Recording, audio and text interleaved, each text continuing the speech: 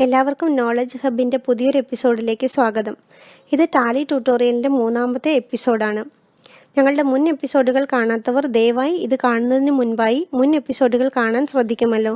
വീഡിയോയിലേക്ക് കടക്കുന്നതിന് മുൻപായി ഞങ്ങളുടെ ചാനൽ ഒന്ന് സബ്സ്ക്രൈബ് ചെയ്യാൻ ഓർമ്മിപ്പിക്കുന്നു. സബ്സ്ക്രൈബ് ചെയ്യുന്നതിനോടൊപ്പം അതിൻ്റെ തൊട്ടടുത്തുള്ള ബെല്ലൈക്കൺ കൂടി പ്രസ് ചെയ്യുമല്ലോ. ഇത് പ്രസ് ചെയ്യുന്നതോടുകൂടി ഞങ്ങളുടെ പുതിയ വീഡിയോസ് നിങ്ങളിൽ നോട്ടിഫിക്കേഷനായിട്ട് എത്തുന്നതാണ്. ഷെയർ ചെയ്യപ്പെടുമ്പോഴാണ് അറിവിന് മാറ്റുകൂടുന്നത്. നിങ്ങളുടെ കൂട്ടുകാർക്ക് ആർക്കെങ്കിലും വളരെ ഈസിയായി ടാലി പഠിക്കാൻ ആഗ്രഹമുണ്ടെങ്കിൽ അവർക്ക് കൂടി ഈ ചാനൽ ഒന്ന് ഷെയർ ചെയ്യാൻ ശ്രമിക്കുക. മുൻപത്തെ എപ്പിസോഡിൽ നമ്മൾ കമ്പനി ക്രിയേറ്റ് ചെയ്യുന്നത് എങ്ങനെയെന്ന് പഠിച്ചു. ഇതിനുശേഷം നമ്മൾ ചെയ്യേണ്ടത് അക്കൗണ്ട് ഗ്രൂപ്പ്സും ഹെഡ്സും ക്രിയേറ്റ് ചെയ്യുകയാണ്. ടാലി ERP 9-ൽ നിങ്ങളുടെ ആവശ്യത്തിനനുസരിച്ച് നിങ്ങൾക്ക് ചാർട്ട് ഓഫ് അക്കൗണ്ട്സ് ക്രിയേറ്റ് ചെയ്യാൻ കഴിയും.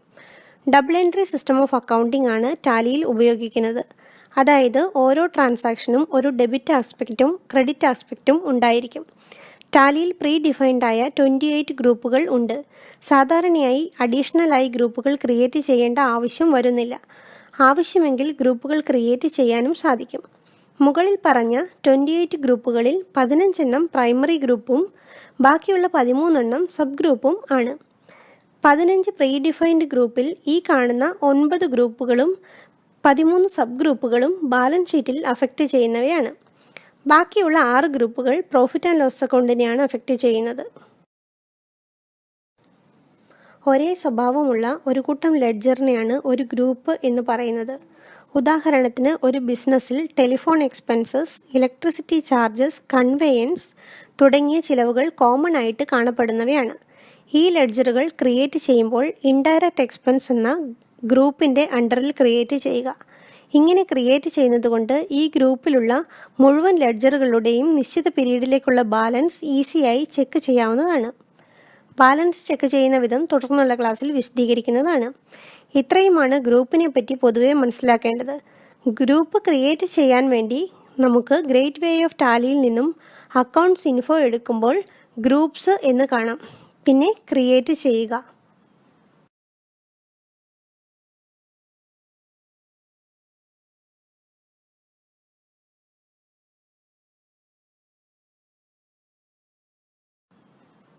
ഇങ്ങനെ ക്രിയേറ്റ് ചെയ്ത് നമുക്ക് സേവ് ചെയ്യാവുന്നതാണ്. ഇനി നമുക്ക് ലെഡ്ജർ നോക്കാം. ലെഡ്ജേഴ്സ് ഉപയോഗിച്ചാണ് നമ്മൾ ഓരോ ട്രാൻസാക്ഷൻസും ടാലിയിൽ പോസ്റ്റ് ചെയ്യുന്നത്. ഇത് കൂടുതൽ മനസ്സിലാക്കാനായി നമുക്ക് ABC ലിമിറ്റഡിൻ്റെ കുറച്ച് ലെഡ്ജേഴ്സ് ക്രിയേറ്റ് ചെയ്ത് നോക്കാം. ടാലിയിൽ ക്യാഷ് അക്കൗണ്ടും പ്രോഫിറ്റ് ആൻഡ് ലോസ് അക്കൗണ്ടും പ്രീ ഡിഫൈൻഡ് ആണ്. അതിനാൽ വീണ്ടും ക്രിയേറ്റ് ചെയ്യേണ്ട ആവശ്യം ഇല്ല.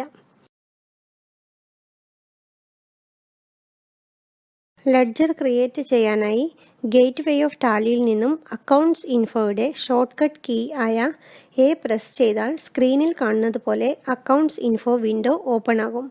ഇവിടെ നമുക്ക് ലെഡ്ജേഴ്സിൻ്റെ ഷോർട്ട് കട്ട് കീ ആയ L പ്രസ് ചെയ്ത് ലെഡ്ജേഴ്സ് വിൻഡോയിൽ പോകാവുന്നതാണ്. ഇവിടെ നമുക്ക് സിംഗിൾ ലെഡ്ജറും മൾട്ടിപ്പിൾ ലെഡ്ജറും ക്രിയേറ്റ് ചെയ്യാൻ കഴിയും. ഇവിടെ കാണിക്കുന്നത് സിംഗിൾ ലെഡ്ജർ ക്രിയേഷനാണ്. ഇവിടെ C പ്രസ് ചെയ്ത് ലെഡ്ജർ ക്രിയേഷൻ വിൻഡോയിൽ എത്താവുന്നതാണ്. സ്ക്രീനിൽ കാണിക്കുന്ന ലെഡ്ജർ നെയിമിൻ്റെ സ്ഥാനത്താണ് നമ്മൾ ലെഡ്ജറിൻ്റെ പേര് കൊടുക്കുന്നത്. ഉദാഹരണത്തിന് ഏസ് ക്യാപിറ്റൽ അക്കൗണ്ട് എന്ന ലെഡ്ജർ ക്രിയേറ്റ് ചെയ്യാനായി ledger creation name as capital account എന്ന് ടൈപ്പ് ചെയ്യുക. ഇതേ ലെഡ്ജറിന് തന്നെ മറ്റൊരു പേര് കൂടി നൽകണമെങ്കിൽ അലിയാസ് എന്ന ഫീൽഡിൽ ടൈപ്പ് ചെയ്ത് കൊടുക്കാവുന്നതാണ്. ഈ ലെഡ്ജർ ക്യാപിറ്റൽ അക്കൗണ്ട് എന്ന ഗ്രൂപ്പിൻ്റെ അണ്ടറിൽ ആണ് വരുന്നത്. ഇൻവെൻറ്ററി വാല്യൂസ് ആർ അഫക്റ്റഡ് എന്ന ഫീൽഡിൽ നോ എന്ന് കൊടുക്കാവുന്നതാണ്. Mailing details, tax registration details തുടങ്ങിയവ ഓപ്ഷണൽ ആണ്. വേറൊരു സോഫ്റ്റ്വെയറിൽ നിന്നും ടാലിയിലേക്ക് മൈഗ്രേറ്റ് ചെയ്യുകയാണെങ്കിൽ മിക്ക ലെഡ്ജറുകൾക്കും ഓപ്പണിംഗ് ബാലൻസ് ഉണ്ടാകും. അല്ലെങ്കിൽ ഈ ഫീൽഡ് സ്കിപ്പ് ചെയ്തു പോയാൽ മതിയാകും. ഇതിനുശേഷം എൻ്റർ കീ പ്രസ് ചെയ്യുക. അപ്പോൾ അക്സെപ്റ്റ് എന്ന ഡയലോഗ് ബോക്സ് കാണാം.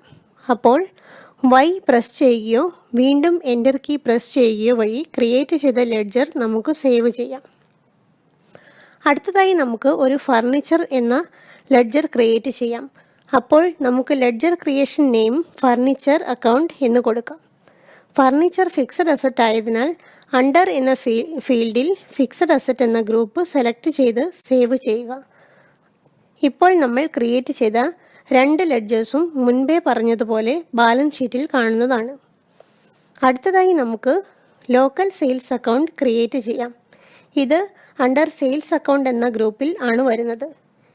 ഇനി നമുക്ക് ഓഫീസ് റെൻ്റ് അക്കൗണ്ട് ക്രിയേറ്റ് ചെയ്യാം.